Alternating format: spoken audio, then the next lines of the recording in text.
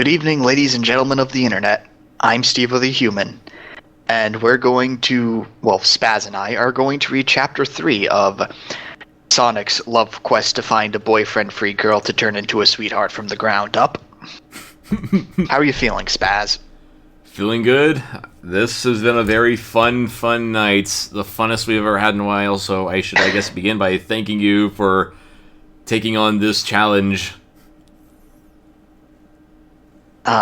You too. You sound tired, but that's because the secret that we're about to reveal at the end of the recording is really wearing me out in the best way possible. Anyway, would you like to start reading? Sure thing. Chapter 3, Darkness Lurks in the Day. Here's our Rumia chapter. Disclaimer, I do not own anything Sonic or Touhou related. Sega and Zune respectfully do. Hello everyone, PDA here, and welcome back to the next episode of Sonic's Love Adventure. Here are your hosts, Sonic and Ramu. The audience cheers. That's a good enough cheer. Hi! Hey everyone! Alright, in today's episode, I return back to Ramu to learn more about the Dan Maku and spell cards that I saw with Marissa. But I come across something along the way. Alright, Sonic, let's go! Enjoy the story. I think they're plotting that these are actually getting shorter and shorter, but that's also a bad sign, and part of the reason why I think this might be a dead fic. It's likely the author is starting to get bored of these little bits. Yeah, maybe he is realizing that these Good Morning Mobius interludes are silly. Episode 3, Darkness Lurks in the Day. After having a battle with Marissa and losing as a result of an unexpected attack, Sonic rushes back to the Hakure Shrine to see Ramu, where he goes to learn about Danmaku and spell cards. He's running, I just read unexpected attack and thought, well, he should have seen that coming. I mean, it did take quite a while to charge up. Yep, she even announced it, telegraphed it, Alice warned her. Okay, as he's running back, he thinks, Wow, talk about a battle. Marissa was sure very strong. And she's very cute, too. And Alice, I think I saw her throw that explosive doll at Marissa, which looks strong as well. I'm loving what I'm seeing so far. Because I completely forgot what just happened in the last page. There's a whole lot of reminiscence in this story. This writer may think I'm reading deep insights on Sonic's character, but all I'm seeing is Sonic having a crush on everyone he meets. Did I mention this is incredibly out of character for Sonic, even in 06? he runs and sees a ball of darkness. Huh? What's that? That doesn't look like a shadow. Except it does. Unless he means another hedgehog by the same name. Yeah, I think he means that because it's not having an AK. Uh-oh. He tries to stop, but ends up bumping into the thing, bringing them both down. The voice in the darkness said, who's voice acting it this time? So far we got 2 and 2, so it's up in the air. Flip a coin? You guys need help? Yeah, who should voice act Rumia? I can. No, I mean me or Spaz.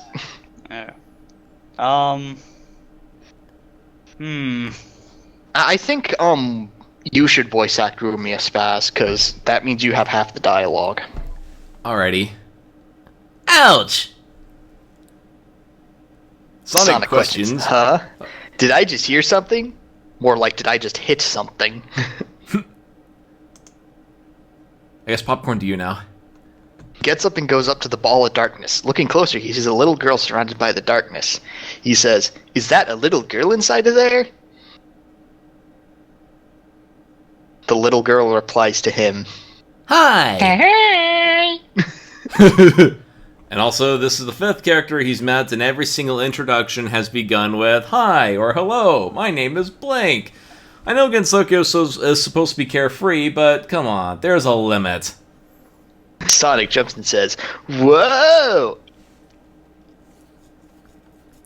The girl removes the darkness surrounding her and gets up. She asks, Hello! even though that's not a question, hi? My name is Rumia. Nice to meet you. Nice to meet you too. What, is there something wrong? No, nothing at all. So you created that ball of darkness? Yes, I did. I have the power to create darkness around me, though I can't see past my own darkness, though. That's 2 those in there. Though I can't see my own darkness, though. I'm Stevo the Human, and I'm following Stephen King's advice to read both good literature and bad. I have a BA in linguistics and an encyclopedic knowledge of stupid stuff. And here's yet another thing I noticed in these kinds of fics. Characters going around asking characters, so, you do X, Y, and Z, huh? Yes, and here's an explanation any fan should know and any non-fan would find boring. Remember, only use exposition as ammunition. It's not like Luke went up to Darth Vader and nonchalantly said, so you're my father, right? Yes, Luke, and as a Sith Lord, I ended up killing your mother by accident, and now I work for the Emperor. Oh, wow, so let's fight. Even George Lucas knows better than this. Wow, talk about having a double-edged sword. Wow, first line from Sonic, that sounds like something Sonic would say. So, are you a new yokai? Yokai? Me? I wouldn't say that. I was about to say, because the next string of quotes are unlabeled, I will imagine this conversation being between John Arbuckle and a blender that inexplicably sounds like the spy from TF2. Gentleman. Let's see, let's see. You aren't a yokai. Said John. I think not. I am more of a human-like hedgehog, said the spy blender. Human? You're a human? To an extent. Rumia smirks. If you're a human, then I must eat you alive. What? Eat me? Why? Don't you know what yokai typically do? Not really. We yokai have the tendency to eat humans. Uh-oh. Yay, Sonic the Hedgehog, which makes him a human since he is a hedgehog. And yokai eat humans, and Sonic is not a human. He is Sonic the Hedgehog, not Sonic the Human, making him Stevo's brother. Is feeling fear for once. Let's see how long he lasts. I will devour you. Looks like I got a jet. No way this is gonna happen. No way is that gonna happen. Oh, 4 words, ladies and gentlemen. What 4 words? Oh, the I will devour you, and then in the next sentence, he says, no way this is gonna happen. Rumia shoots Don Maku at Sonic. You know, I'd rather be playing EOSD. I know never reference a better movie in your crappy movie. How about never reference a better game in your crappy fanfic? He dodges them and then uses the spin dash on her. She gets hit. Again with the Bader than a honky JRPG narration. Maku's supposed to be beautiful, so these skirmishes wouldn't stand a chance with an actual spell card. Popcorn. Alright, and plus, look at the ratio between how many times Rumia misses Sonic and how many times Sonic hits Rumia. Again, unbalanced. She got up... Oh, time for the shrine match. She got up and makes darkness around her. Then she charges right at Sonic. Sonic waits until she's close and moves out of the way to avoid the attack. Rumia ends up running into a tree. As canon as this is getting lazy at this point. The author might as well just flash a subtitle at the bottom of the screen saying, by the way, Rumia's going to lose. And Sonic laughs. Was that the best you got? Rumia got up and replies, I'm just getting started. Night sign, night bird. Okay, that sentence actually mixes up past tense and present tense. Got up is past tense, replies is present tense. The Wow. area around them became darkness. She flaps back and forth, and Dark Danmaku came out and burst. Okay, now we're really starting to mix tenses here. How do I use tense? Okay. Sonic dodges most of the waves, but got hit a few times. Again, this is Schrodinger's hedgehog. He is simultaneously getting hit and dodging at the same time. He uses the homing attack and breaks her spell card. She fell to the floor. Wait, what voice are you using? And why? I'm a really bad John Madden impersonation. Oh. Sonic can beat just about any spell card with his homing attack. And he can go to hell for it. Really, isn't that what breaking the spell card rules does for people in Gensokyo? Rumia quickly got up and said, I'm not finished yet. Darkness sign. I don't know how to pronounce this. Demarcation?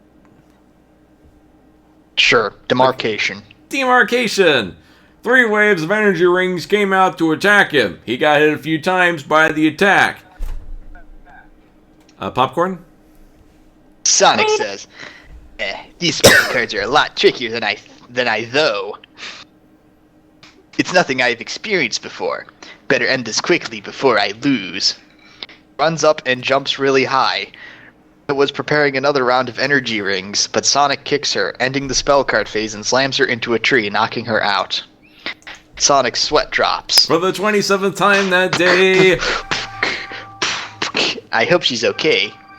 She told me that yokai are generally stronger than regular humans, so she should be fine. Time to jet!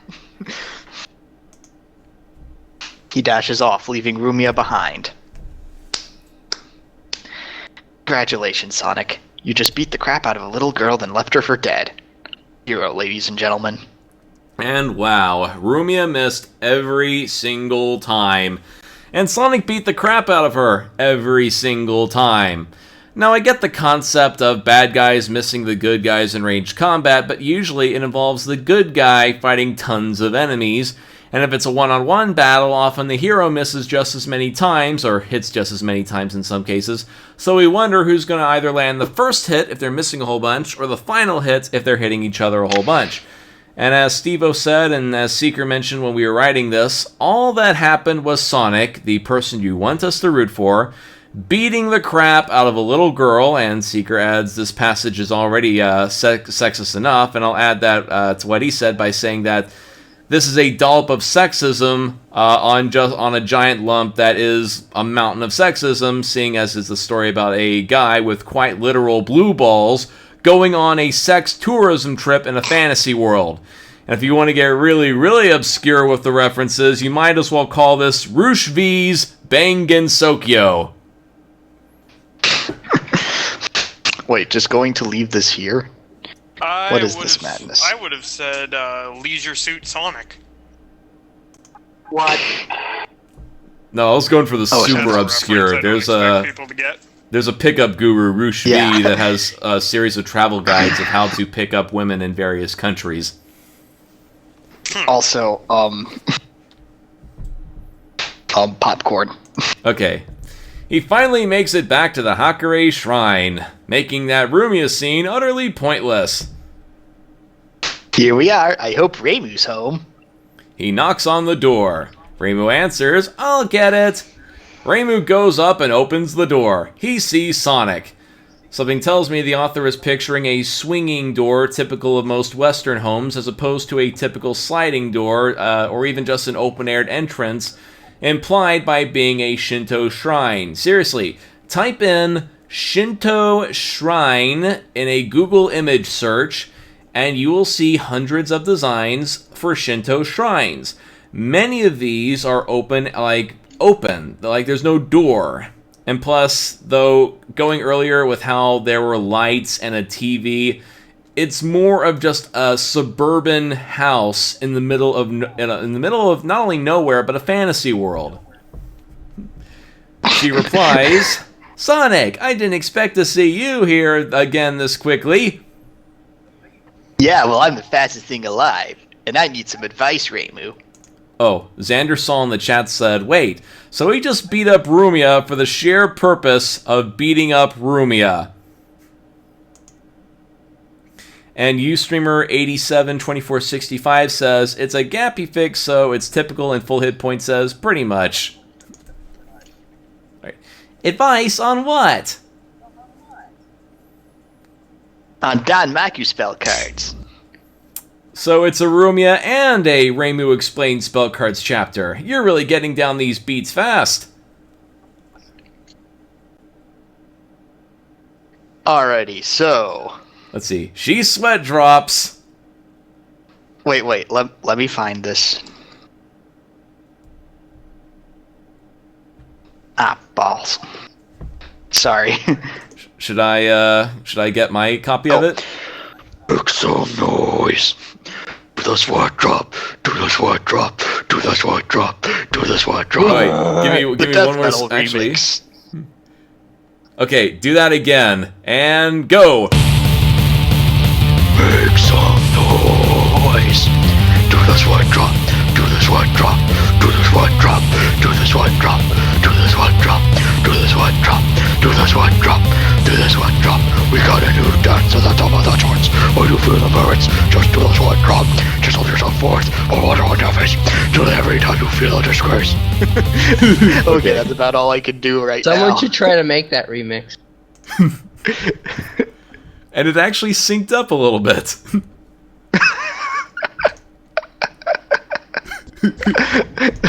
Okay, now where were we? Oh yeah. Says, oh no. Let's see. Oh no, I didn't tell you about how people battle here. Come in, I should explain everything to you. Maybe I should have done that before you beat the crap out of someone after confusing harmless bullets with the Battle of the Somme all over again. Sonic enters the shrine. Oh, whose turn is it? Yours. Okay, Sonic enters the shrine. They sat down alongside Suika. Suika greets. Hi, Sonic. Great to see you again. Good to see you, Suika. I can't wait for you to be useful in this scene. Or this story. So why's a year, Reimu? Reimu scratches her head. I think she should be asking you the same thing. Let's see. I forgot to tell him how everyone generally battles here. You forgot to tell him that? Reimu, how could ya? He could have been in a lot of hurt. Sonic, did anything happen to you while you were gone? Oh, and popcorn. Sonic answers, well, I came across this girl named Marissa. She got mad because I took a peek in her house and saw it was a complete mess. Or the fact you broke in. Breaking and entering is seen as pretty rude in many places. And when I visit this girl named Alice and Marissa decides to visit, I joked around how messy her house is. She didn't take it well. That's not like Marissa to get mad over something like that. So the writer actually knows that Marissa's roid rage isn't normal. Is he trying to set up some kind of plot? Also, today's unlabeled dialogue will be brought to you by Aosagi and Sets mid-coitus. You want to actually do it? Say what?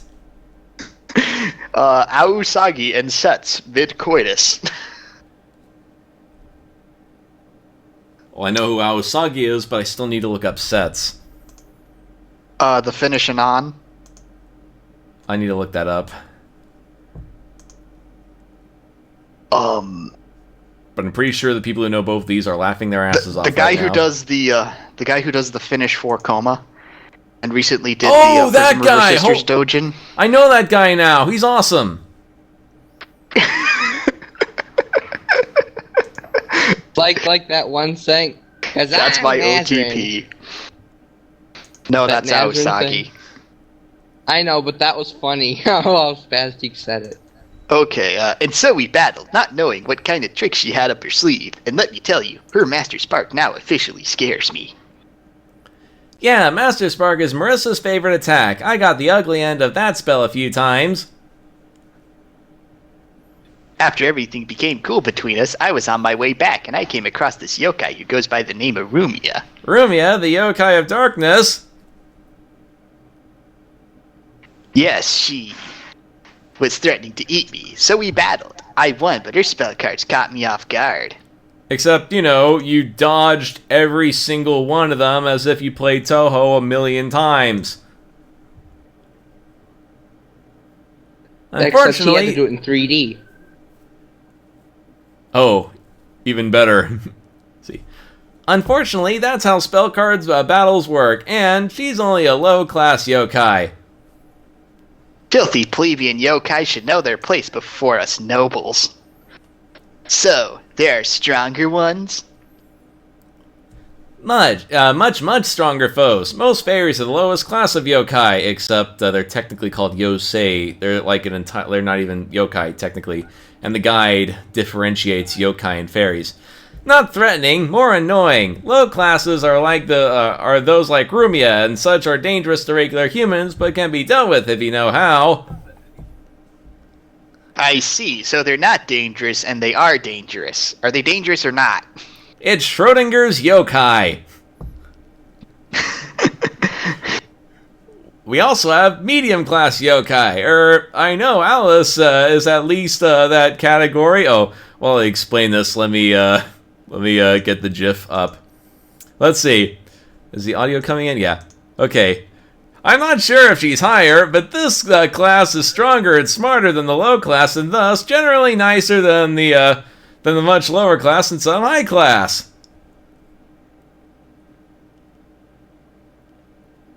Oh yeah, Stevo, I'm what playing. Would Suika qualify as? She Oh, is a high class. Oni has superior physical strength. Generally, Oni should be avoided for the most part, but Suika is nice and doesn't like to hurt humans unless you make her mad, which is rare to be honest. Suika as, I wouldn't want to hurt someone as cool and awesome as you, Sonic.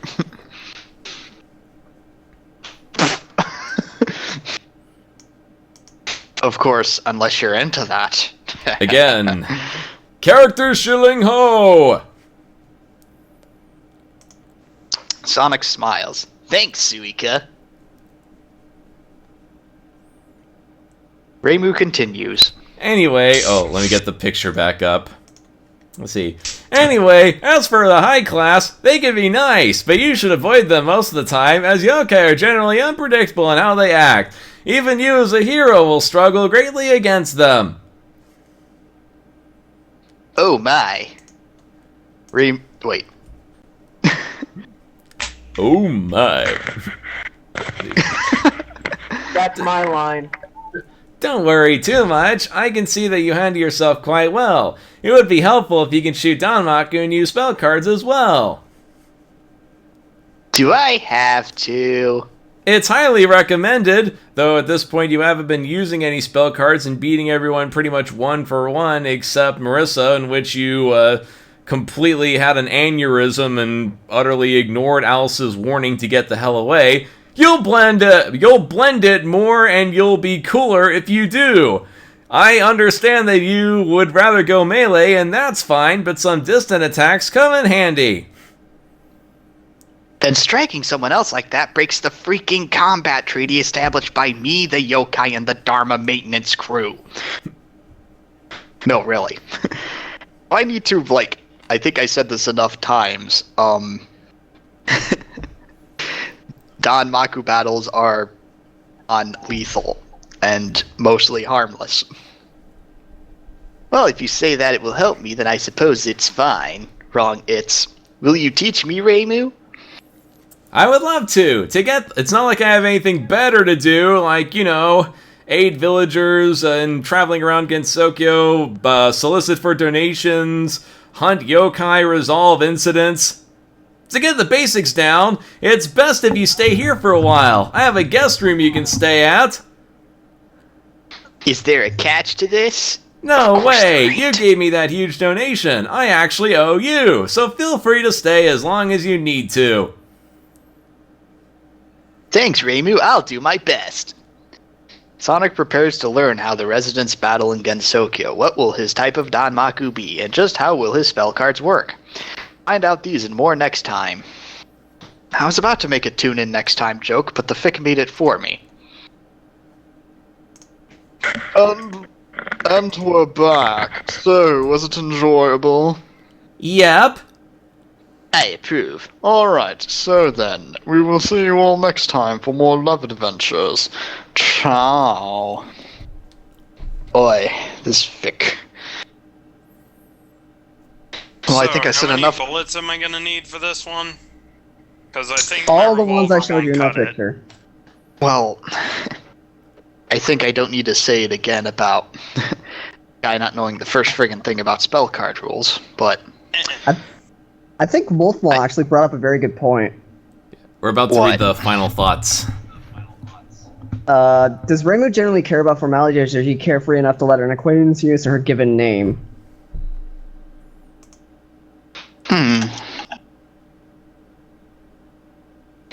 maybe for a stranger she would like a title like Sakura? Sister Reimu. But okay. But anyway, my final thought.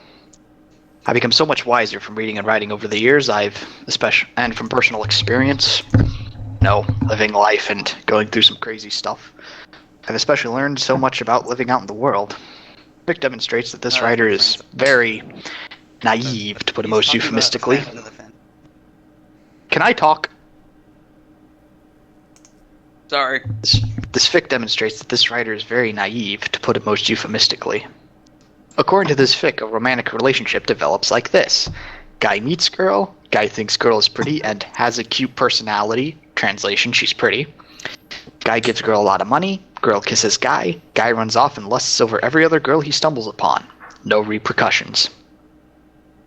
Obviously, everything this writer learned from relationships he learned from dating sims. That dating sims are about as accurate on human interactions as a speech-to-text program interpreting a Scotsman. Scott has turned into a harem anime character, pointing out that all the girls you meet are pretty and falling in love with all of them. Talking about their surface traits like they're the defining characteristics of a romantic partner. The other characters are just there to make Sonic look good. The thing to actual romantic tension in the story, that is, Alice's infatuation towards Marissa, was glossed over by action scenes that read like a directly translated fan sub of a generic RPG. This fic knows nothing about love and nothing about action. Yeah, it does sound like that. Only that about also- letting. Oh, This fic knows nothing about love, only about letting one's penis do all the thinking. PDA 777, you really need a blade. Maybe with your postcoital cigarette, you'll realize that you've been confusing lust with love the whole time. Though, I'm done. to say this is like a harem story might be a little too generous. Even in harem stories, even in the shallowest fan service heavy excuse for panty shots, the writer understands that the key to any romance is in the phrase, "What's to stop the two lovers from getting together?" In the evolution of harem anime, you have the harem stories where the one guy is repulsed by overly eccentric girls chasing him. You have the harem stories where the guy wants the girls, but they're repulsed by him, which is where you get your accidental pervert characters. You have the harem stories where the characters do like each other, and it's a nice balanced harem, but there is some sort of calamity that gets in the way, which is typical of your many action-adventure harem stories. And then you have the classic guy and girls like each other, but the guy is forced to choose between the 2 irrecyclable or even 3 to 10 irrecyclable goods, or the better of 2 or more evils.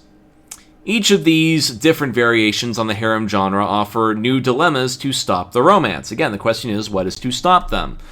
For example, he's surrounded by obnoxious aliens. He's always tripping and falling into the girl's breasts and getting an undeserved beat down.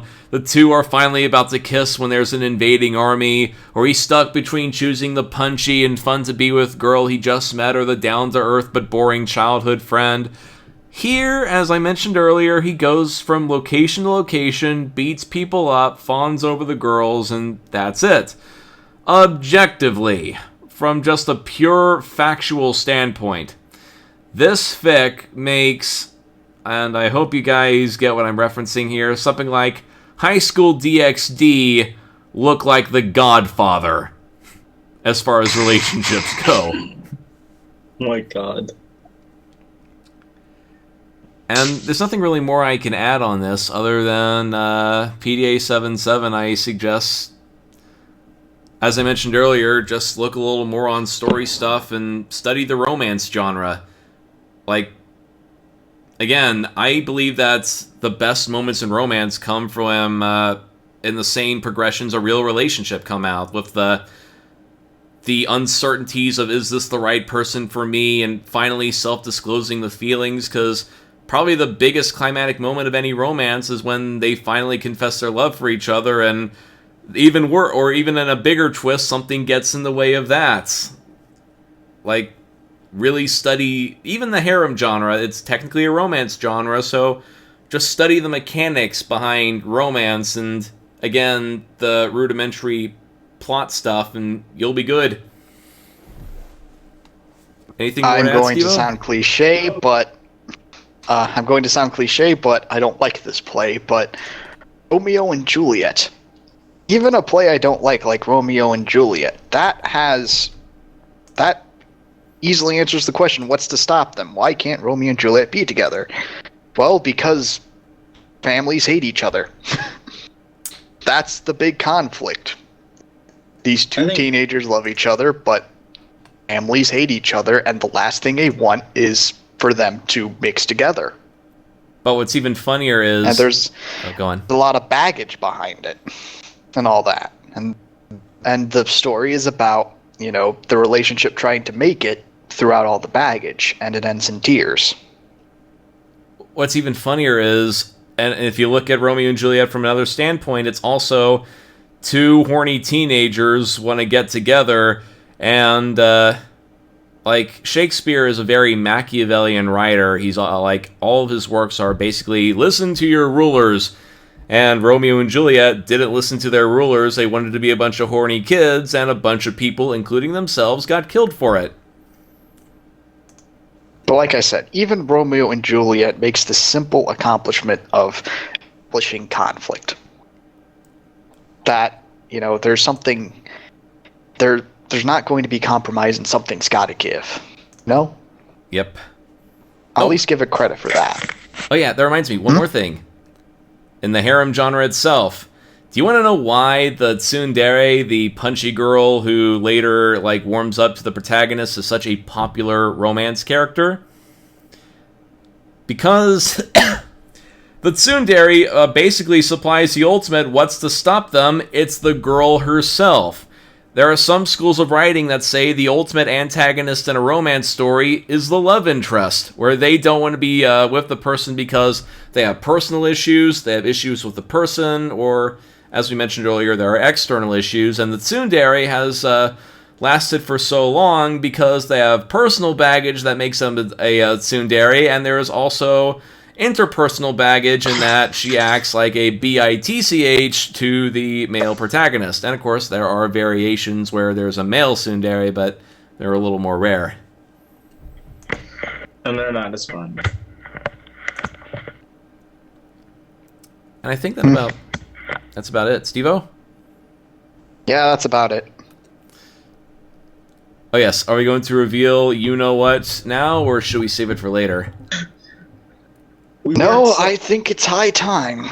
Let's reveal it. We I worked think hard this on it. idea is horribly. No, it's still a work in stupidly progress, but... Someone started chapter 2. I think it was Wolfmon, but that's not Hey, no, finished I yet. started chapter 2, mate. Oh, you did? Oh, I didn't Yes. know, but I worked on chapter E for a while.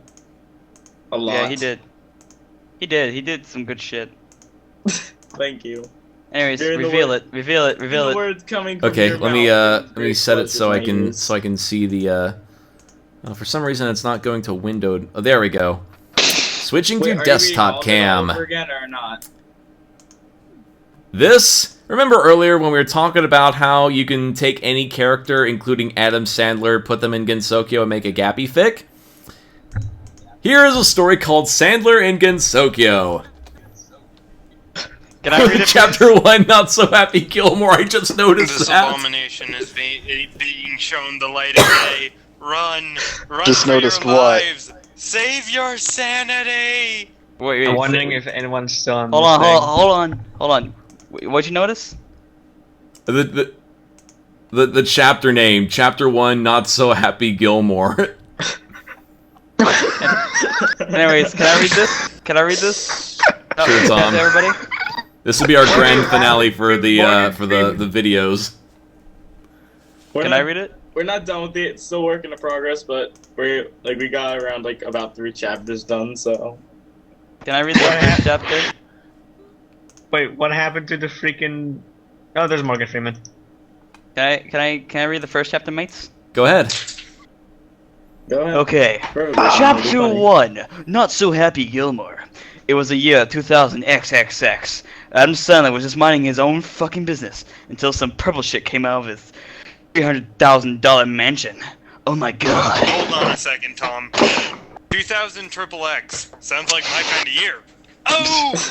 Oh, wait a minute. I just realized.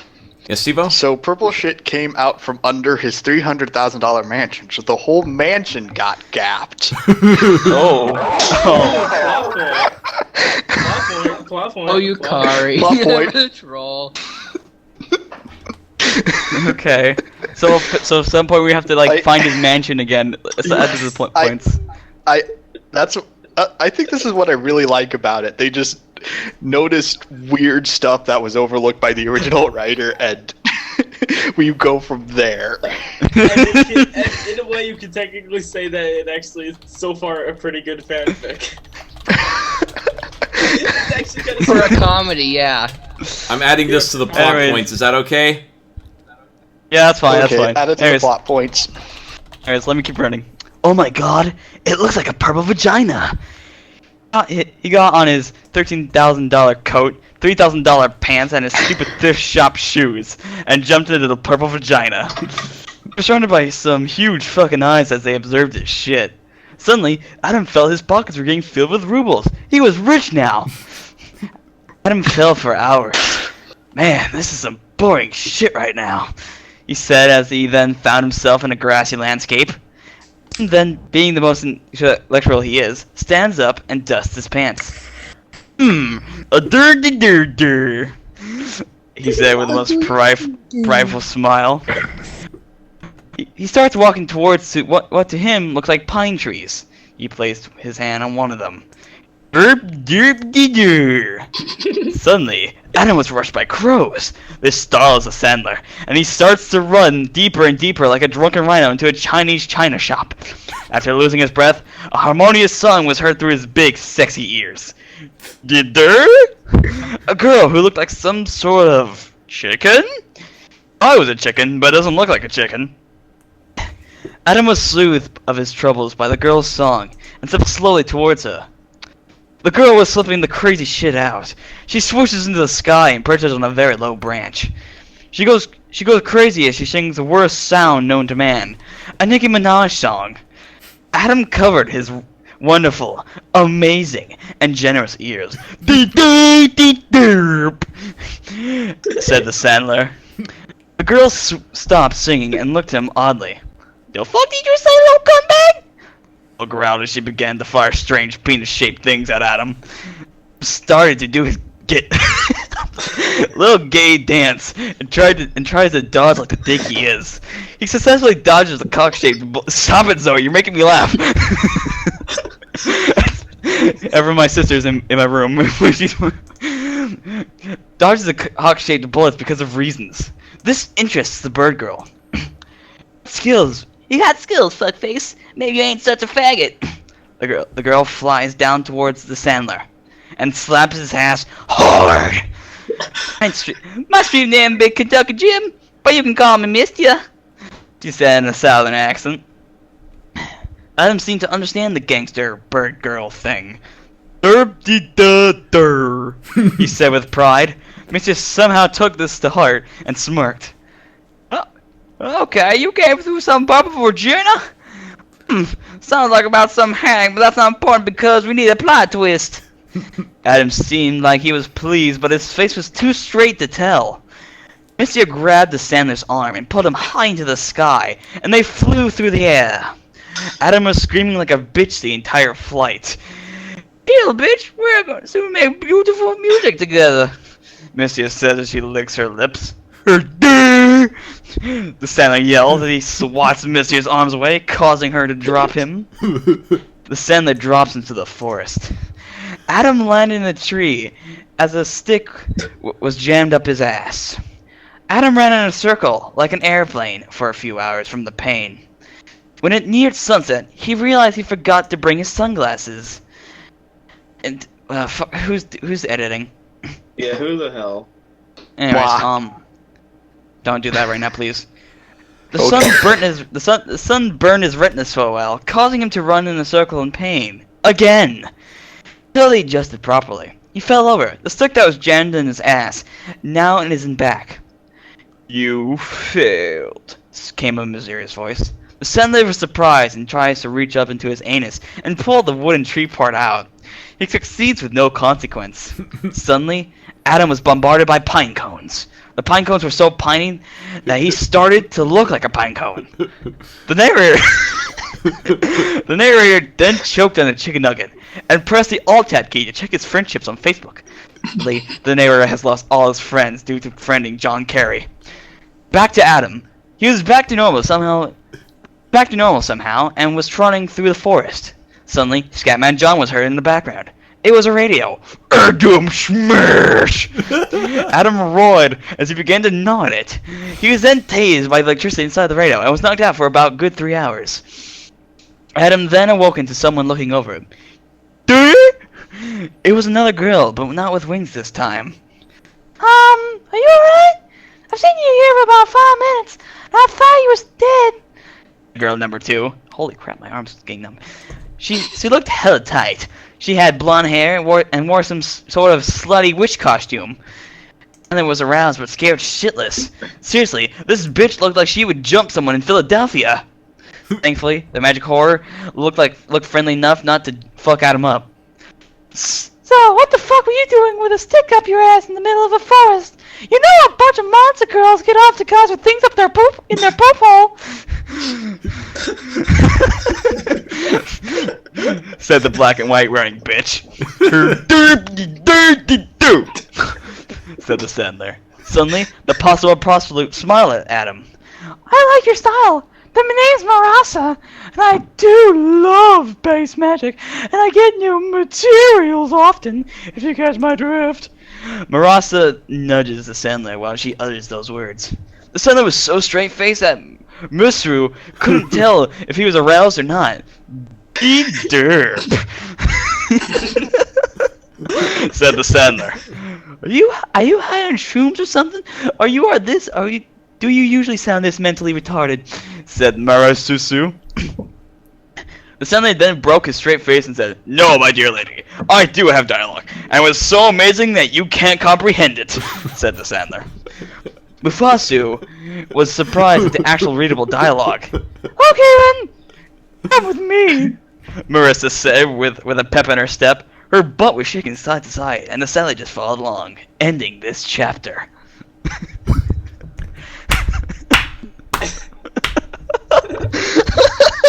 Glorious. And this whole fic was written while we did the This is whole. the greatest thing to have ever graced mankind. Can While we I did the say whole something? stream. And it's basically like a Twitch plays Pokemon, but with a Gappy fic. Anyways, what, HGF? Oh, wait. Well, that would be considered Ustream plays Gappy Fix or something. Basically. Okay. So, should we I read the little part of what I may have chapter 2? Yeah. Let's read a little bit of and then chapter we'll 2. Let's see. We're currently at Chapter E is gonna be good. 43 minutes into recording.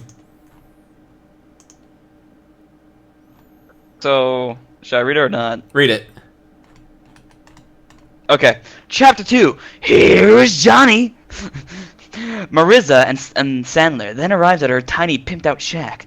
The lights dazzled Adam Sandler's eyes, and Marsuzu unlocked the door as he gazed at them. Mafasu pulled him in and closed the door, locking it behind her. The Sandler observed the inside of their place. There were knickknacks around the place and an obvious cult ritual equipment. These items... asked the Sandler. Mufasa looked slightly roused. Yes, I collected these things over the years. Fine toys, aren't they? said in a smooth tone. Adam looked curious and flopped into a chair. "De der chauffeur, de derb de der," blamed the Sandler. "Don't you think they're cute little trinkets?" replied Farissa.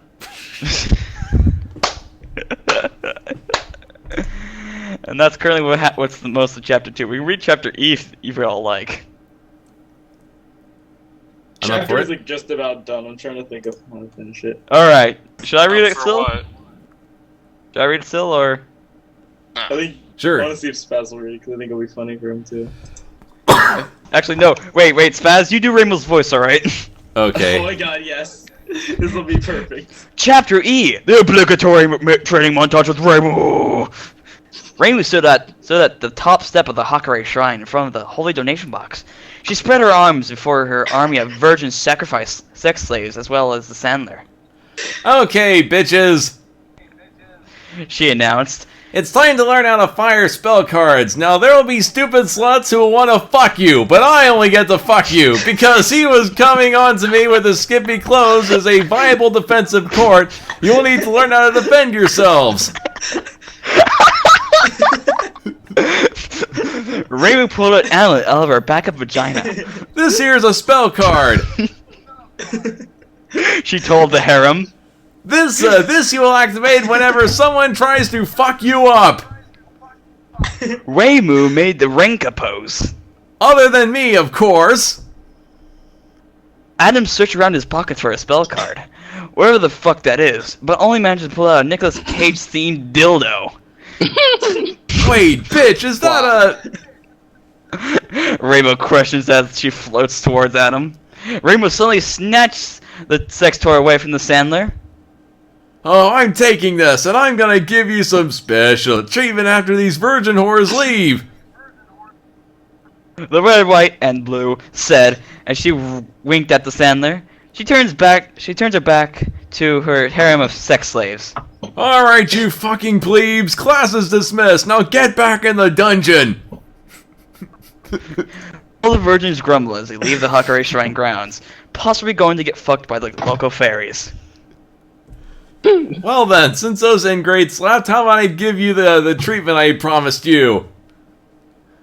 Rainbow winks as she takes his hand and brings him into the shrine. The Sandler says as he lets Rainbow guide him to the shrine. Maybe he might get laid. Well, we might want to skip that part. I think the stream might have caught that. I think, yeah. I think we should just cut that there. Alrighty. Well, this has been... This has been both the Stevo and Spaz riff, the Touhou Supersonic Love Adventure, and Adam Sandler in Gensokyo. Read by TWNC. And the rest of the Walfas station wagon, it looks like. I still don't think I have enough bullets. I think I'm gonna need to get a bigger gun than this one. And we'll see you folks later. Oh god. Maybe a rocket launcher.